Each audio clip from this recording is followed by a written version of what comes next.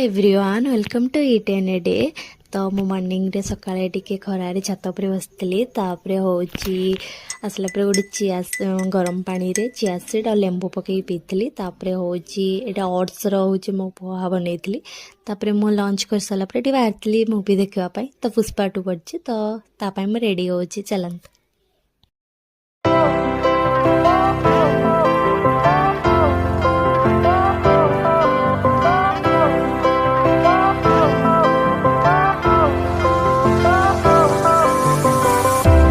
Eighty मो ready भी ठीक टाइम रे पहुंची भी जाइए।